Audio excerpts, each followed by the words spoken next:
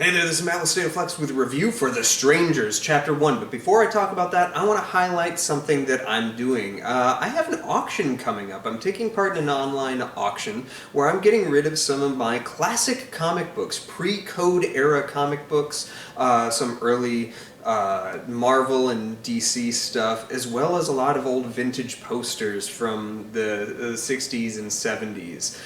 If that's something that interests you, there will be a link in the description area below. I urge you to check it out. I have like Teenage Mutant Ninja Turtles issue #1 and issue #1 of The Silver Surfer, issue #1 of Daredevil, as well as a lot of pre-Code comics like JoJo and Jungle Comics and Jumbo Comics. And then some of the posters are really tight too. I have a re-release poster of Psycho back from the 60s. I have a King Kong 76 original poster, Barbarella, things like that. So if that's something that interests you, check that out. But The Strangers. This is a movie I didn't see in theaters. I had seen the original one in theaters in part, but had to leave early because there was a lot of handheld camera work. I got motion sick. Because of that, I never have watched any of the Strangers films in the theater just for fear of having to leave early. That said, it's really only that first one that utilizes the handheld camera work. The other ones have been a little more slick in their cinematic language. And a little more of a movie rather than an experiential home invasion. That said, I was curious about this because Chapter 1, I assumed this was a prequel, and one of the things that I think undercuts the whole idea of that first Strangers movie is learning more backstory to it. Like, why would you want to do that? So I was kind of delighted very early on in this film when I discovered this is by no means a prequel to the original Strangers. And I think the Chapter 1 of it all is the biggest thing holding this film back from more of a box office draw that it had. And that and the fact that the film is also not particularly very good, but it's also kind of great, and I love and hate this movie. This is a complex watch for me because I want to say up front that Madelaine Petsch, I might be pronouncing her name wrong, but the lead actress in this is really quite good. I've seen her in a couple of things. She was in Riverdale, which I didn't really watch. She was in a really cute rom-com Christmas movie last year, or maybe it was 2 years ago, with the dude who played Aladdin. And that was really quite fun as well. She's a good actress, so I wanted to see how she did in one of these kind of roles, and she was pretty fantastic. Unfortunately, she's the only one present during any performances. Everybody else is stilted in their acting, to say the least. But this is one of the most frustrating movies, because it's like it's a home invasion, much like the first Strangers.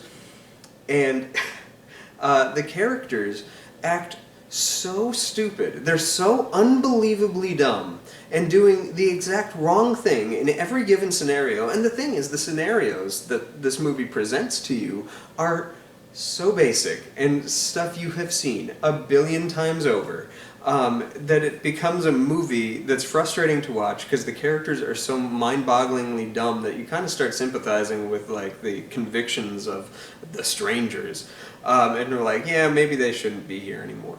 I jest, but at the same time, like, this is a movie I had a lot of fun with because it's so frustratingly basic that I found myself like interacting with it and yelling at the characters, and this is a really fun movie to laugh at and with. This is almost like the perfect movie to have on in the background during like a Halloween party or something like that, because you don't want to commit to something that is like you want to immerse your friends with in like a horror movie. It's better to have something that you can laugh at and play along with, and this is very much that.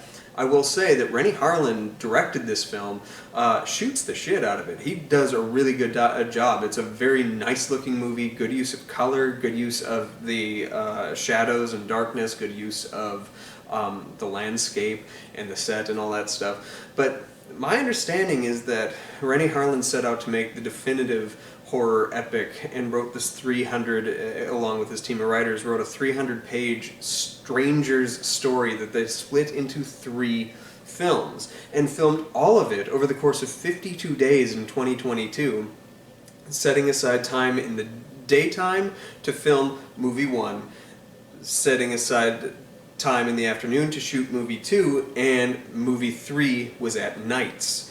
And they shot all 3 films concurrently with recurring cast members and stuff like that.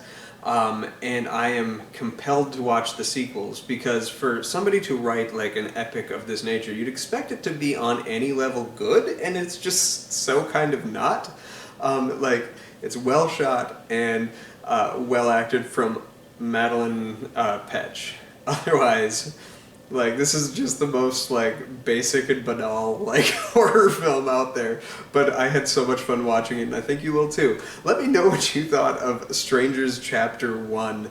Are you excited for Strangers Chapter 2? There is a kind of perplexing little post-credit sequence that takes you to what the world of Strangers Chapter 2 is going to be.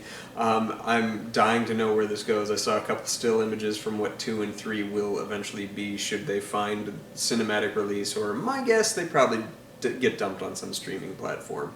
But yeah, I'm looking forward to it. I give this movie a 2.5 stars. It's pretty not great, but I had a pretty great time, so I can't